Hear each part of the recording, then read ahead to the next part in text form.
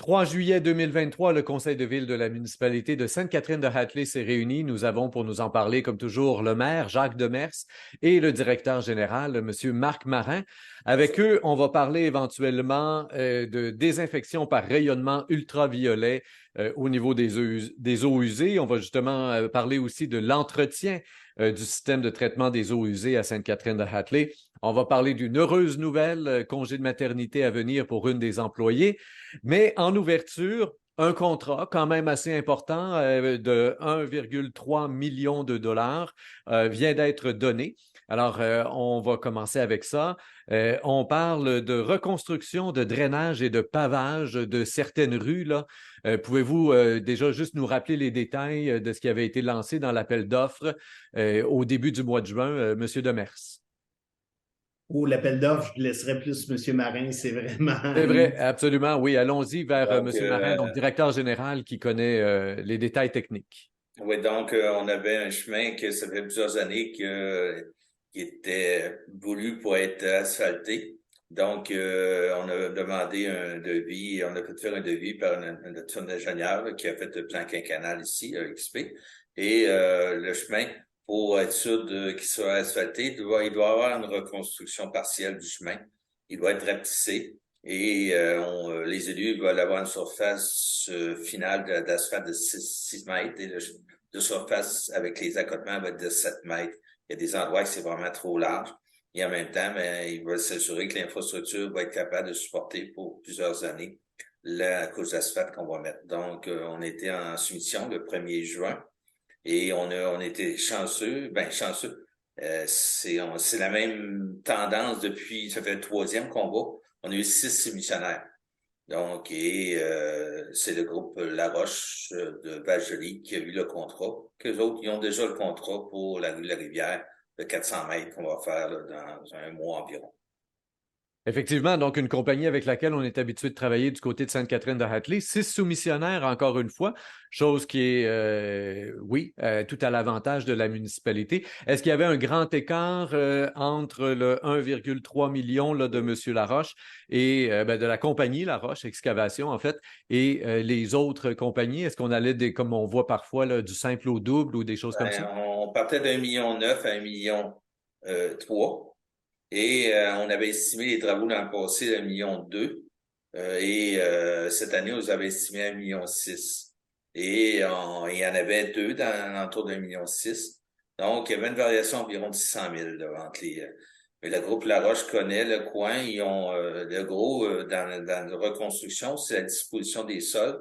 Donc, ils vont réutiliser les sols pour faire d'autres travaux à l'intérieur du travaux total de ce côté-là. Donc, la disposition des sols coûte très cher, donc on peut s'en servir pour faire des accotements, faire des couches qui ont été, la couche supérieure peut venir une couche inférieure, donc ils ont planifié là, de réutiliser le plus possible les sols qui étaient là.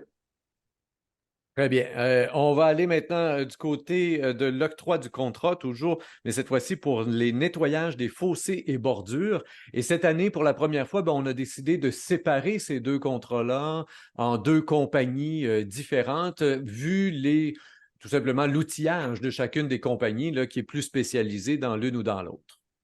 Oui, on a décidé cette année de nos bordures qui s'est faite par ce qu'on appelle une pelle sur roue. Une pelle sur roue peut se déplacer plus rapidement et faire du travail dans un aire beaucoup plus de distance qu'une pelle traditionnelle. Donc, on a décidé une semaine de temps de faire, on a commencé par les bordures, le relais qu'on appelle de tourbe qui est de chaque côté de la route qui empêche l'eau de sortir et qui canalise l'eau des fois à des endroits qu'on voudrait pas et fait des dégâts. Donc, avec ça, on est plus efficace. Et par la suite, on embarque sur le contrat traditionnel des fossés avec notre entrepreneur local qu'on est habitué avec lui. Donc, d'une part, l'entrepreneur local avec lequel on est habitué, on parle ici de Racicot Excavation, F Racicot Excavation. Et pour ce qui est de la première portion du contrat dont vous avez parlé, c'est Excavation Richard Boutillette 2012 qui donc va s'occuper de cette portion-là. Il y a aussi une nouveauté à venir. On parle du système du traitement des eaux. Là, on va utiliser des systèmes de traitement tertiaire avec désinfection par rayonnement ultraviolet. Et quand j'ai vu ça, ben, j'ai fait tout de suite une petite recherche Google pour voir qu'est-ce qu'il en était. Première page gouvernementale qui tombe là-dessus, des gens s'inquiétaient des effets que ça pouvait avoir sur l'environnement quand on utilise ce type de traitement-là. Et ce que la page gouvernementale disait grosso modo, c'est que ce qui est mauvais pour l'environnement, c'est quand les systèmes de traitement des eaux usées sont pas bien entretenus. Peu importe le système qu'on va avoir pour traiter l'eau, c'est l'entretien. Et justement, le point juste après, c'est qu'on note à Sainte-Catherine-de-Hatley que le système de traitement des eaux usées a des défaillances et a grandement besoin d'entretien. Là. Monsieur Demers, je me tourne vers vous d'abord pour voir quelle est la politique, comment est-ce qu'on va s'assurer là, maintenant que l'un dans l'autre, on n'en arrive pas, là, encore une fois, à une défaillance dans l'entretien du système après avoir installé donc ce traitement par rayonnement ultraviolet. Ouais, là, il y a deux dossiers. On n'a aucun système qui est défaillant présentement, nulle part sur le territoire de Sainte-Catherine dans nos systèmes à nous. Ce qu'on est en train de faire, c'est de dire, oups, on veut le rendre plus performant. La dépense principale, c'est pour s'y rendre à ce champ-là, où ce qu'on doit y mettre un ponceau, ce qu'on doit y faire des travaux. Puis présentement, il fonctionne, mais il ne va pas nécessairement sur les différents champs qu'on peut l'amener. C'est de là où on va faire des travaux. Mais le champ dans lequel il est performant, il n'y a aucun problème de ce côté-là. Là, pouvez-vous alors juste m'expliquer, M. Demers, pouvez-vous m'expliquer, je lis là ce qui est écrit au point 8.5, considérant que le système de traitement des eaux usées de Sainte-Catherine-de-Hatley présente des défaillances. C'est peut-être moi qui ai mal interprété. De quelle défaillance on parle, là, alors? C'est au niveau mécanique. C'est pour ça que je dis, ce qui est défaillant, c'est pas le système dans le sens que le monde pourrait prétendre, hey, un système défaillant, il y a peut-être de la pollution, il se passe de quoi? Non, d'aucune façon. Le champ dans lequel ça va fonctionne très bien, il n'y a aucun problème de ce côté-là. Ce qui est défaillant, c'est les portes pour être capables de se déplacer d'un champ à l'autre. C'est ça qu'on va réparer pour permettre de pouvoir séparer les différents champs où se trouve le liquide par la suite. C'est ce qu'on va mettre à niveau. Mais celui qui est là, il fonctionne. Ça fait que je veux pas que... Mais vous avez raison dans le titre, ce qui est défaillant, c'est le système mécanique qui nous permet de multiplier le nombre de champs qu'on peut utiliser. Parce qu'on a 4 champs présentement, c'est ça, on a 4 champs présentement, puis il y a des siphons et des valves qui fait qu'on peut transférer de champ en champ pour laisser reposer le champ et on s'en va dans un autre champ. Mais là, le problème, c'est ça, on a nos siphons qui, avec le temps, accumulé des résidus et ils ne fonctionnent pas. Donc, on utilise toujours le même champ depuis quelques mois. Donc, on doit s'assurer que remettre ça en opération, comme M. le maire dit, côté mécanique là, de ce côté-là. C'est pour ça Très que bien. Donc, ça, c'est ce qui va être... il va y avoir une mise à niveau du côté du nettoyage et de l'aménagement de ça. Là. Mais c'est pour ça que je dis, dans ce dossier-là, il y a deux dossiers. Il y a le dossier, là, on a parlé des lampes UV qui sont une chose pour le citoyen.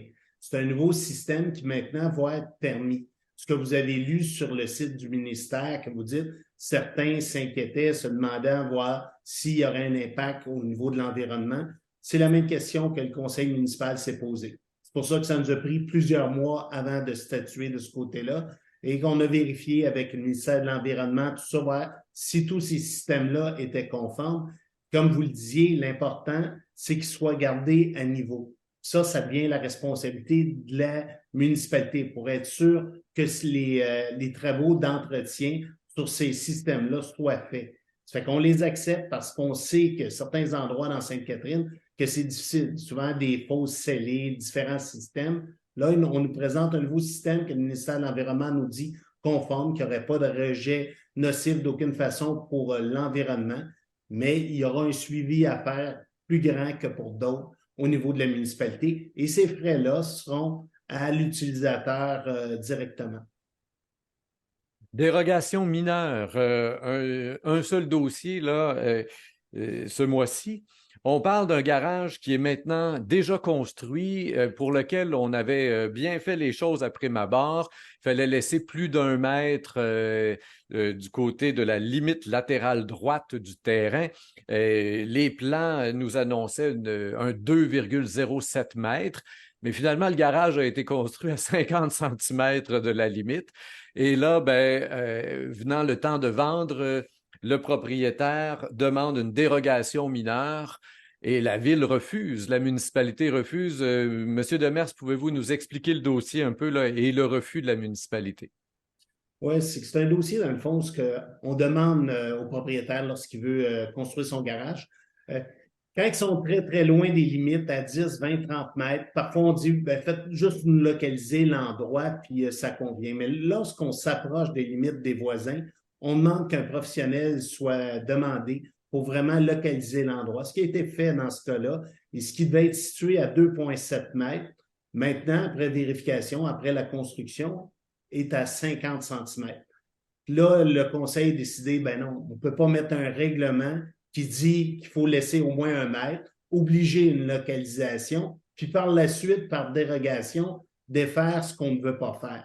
Ça fait que c'est de ce côté-là que le conseil a décidé de refuser la dérogation. Ça fait que ce terrain-là reste pour l'instant du moins dérogatoire. Et donc, c'est plus difficile de vendre parce que là, ce qu'on comprend, c'est qu'on ne demandera pas au propriétaire de démolir le garage. Le garage n'est pas construit à un endroit voulu. Il contrevient finalement au règlement de la municipalité, mais on ne demandera pas la démolition du garage. Le terrain pourrait être vendu là, tel quel. Ça, si on va demander ou pas, ce n'est pas l'étape où ce qu'on est rendu. Hier, on avait un propriétaire qui nous avait demandé une dérogation mineure pour rendre conforme quelque chose qui ne l'était pas pour l'instant.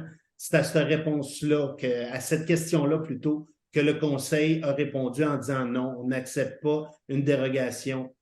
Qu'est-ce qui va se passer plus tard? Est-ce qu'il y aura d'autres étapes dans le dossier? Ça, on n'est vraiment pas là. Hier, c'est la décision sur la dérogation qui n'a pas été accordée. Très bien.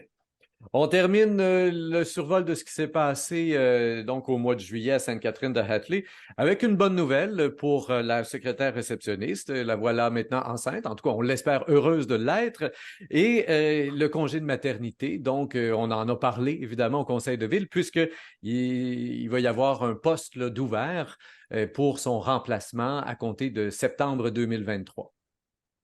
Exactement, septembre 2023 jusqu'en octobre, c'est bien ça, M. Marin? Oui, en octobre, du 29 septembre 2023 au 7 octobre 2024. Donc, on recherche quelqu'un. Si quelqu'un de Sainte-Catherine aimerait venir passer 1 an avec une équipe formidable ici, donc il serait bienvenu. Donc, on va afficher un poste dans les différents médias là, prochainement. On parle d'un poste à temps plein, 5 jours semaine? Oui, 4 jours et demi semaine, 35 heures, les mêmes conditions qu'il y a là présentement. Donc, c'est un poste de secrétaire réceptionniste. On peut dire que oui, on parle d'un réceptionniste, mais on parle plutôt d'une adjointe administrative, là, en fait, tâches. Donc, c'est des tâches variées. Donc, comme on le disait, l'offre d'emploi va être bientôt disponible. Soyez attentifs, attentives si la chose vous intéresse pour 1 an.